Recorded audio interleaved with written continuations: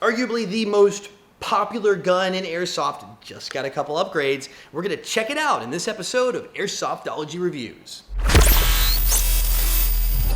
Like I said in the opener, probably the most popular gun in all of airsoft. It is the G&G, it's the Raider, guys. Come on, it's CM16 Raider. It's the standard gun that pretty much all of us, if you've started airsoft in the past couple years, have owned.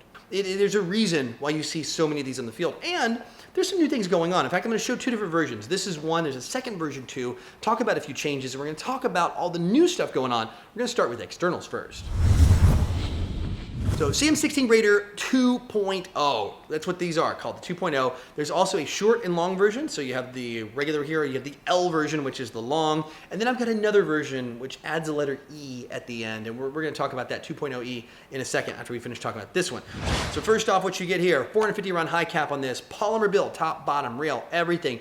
Barrel, outer barrel itself is metal. It is a two-piece barrel. I want to let you guys know this. Not a one-piece barrel like on the higher end guns. It's a two-piece barrel here, so it does have the screws. What I do like is because they've gone with the licensed M-LOK here, the actual real M-LOK spec on the polymer rail. Nice and light too. Said polymer all across. You do get metal flip up front and rear sights, so there's some good metal bonus there. And you have a fire selector and all this stuff on the left-hand side. On the back, we have a crane stock. On this version, I'm going to talk about what's different, because the other version has something different, and the new style grips. They've actually upgraded the grip. I like this grip. It's comfortable. It really is. Also something new. That opens. If you guys didn't know, this is in all the versions, the new ones. Before, you didn't have the fake bolt in here, and you didn't have a dust cover that pop open. You had to get in here with your finger and pry that thing down. Open it up. Rotary style hop up on the Raider now. So they're putting the rotary style hop up in the Raider, which I love the rotary style hop ups. You know, every time I talk about one, I'm excited like a little kid in his birthday. That is in here now, so I love it. Also though, even though it's not internals yet, I want to talk about the inner barrels, talk about the outer barrel. The previous Raiders, they were 6.08 millimeters. It's actually a rather big barrel, and on that. They've now changed these to a 6.04 millimeter inner barrel. That's the size of the barrel. So it went from a little fatter to a little tighter, which should give you a little better accuracy and maybe an umph more power out of the same spring, getting a little less air around that BB. It does mean you need to be a little more mindful about the quality BBs you're running. So stick with good brands like the G&G BBs or any other major brand BB you can find at an airsoft store. Just stay away from the ones you'll probably find at like some hardware stores and things like that aren't really good brands. I mean, you're buying a really nice gun here. I mean, this is better than anything you're gonna buy at the cheap stores at all. I mean, by far. So you're gonna wanna run good BBs in here to match with that new barrel. Okay, I'm gonna also swap out over here real quick. And externals, before we get to internals, this is the CM16 Raider 2.0E. And the E stands for ETU or enhanced, I don't know. Could be just extra cool if you want to do with the E. So this one is the long version. Like I said, both of these come in a short and long. This just happens to be the long one.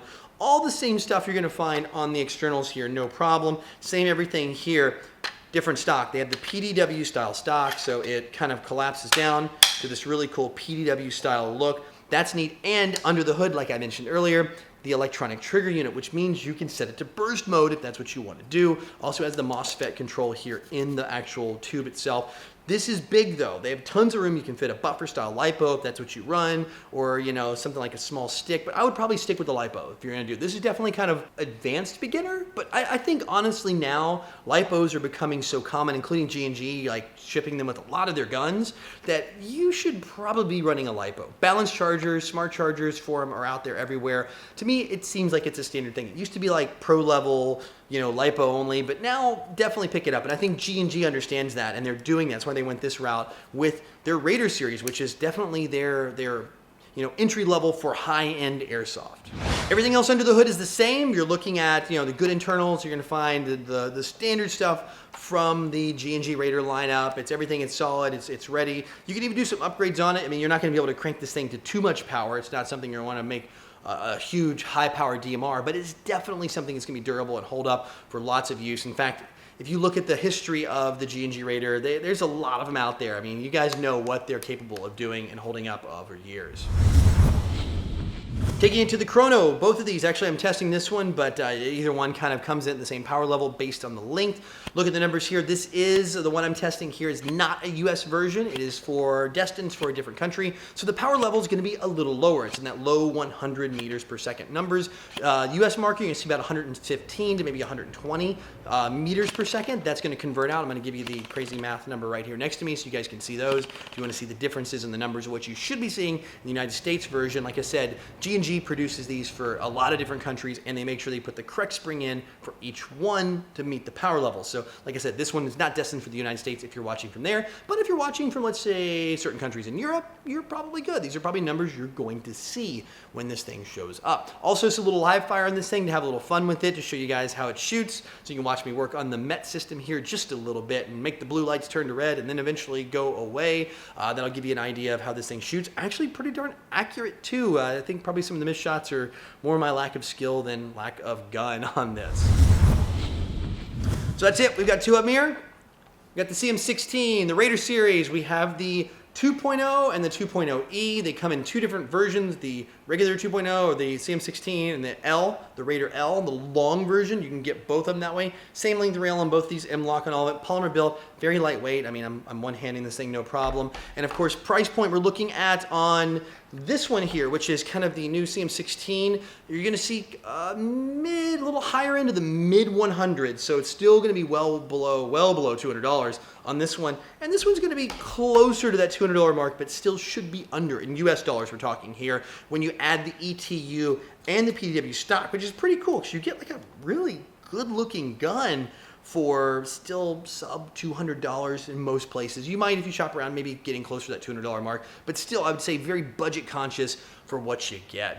What do you guys think of this? Do you think that electronic triggers are gonna be standard in every gun? I've seen some other companies add electronic triggers and systems and MOSFETs into theirs, the sub $200 price point. So I think this might be the way it's going, but I wanna know what you guys think. Does it matter to you? Do you wanna have burst fire? Do you not use burst fire? Let me know in the comment section below. Also, if you're watching this and you're looking at buying one, let me know what you think. If you have friends that have Raiders, let me know. Also, if you already have owned Raiders, let me know. I want to know, for all of you that have owned a Raider. I think all of us have owned a Raider once, or most all of us. But I'm curious, if you have, put your name down there just to say, yeah, I've owned one too. I want to hear about it in the comment section. See how big we can get the comment section up of how many of you guys have owned G&G Raiders. I'm sure there are quite a few of us out there in the CM16 club. So anyway, until next time, go out, play some airsoft, have some fun. But no matter what you do, call your freaking hits.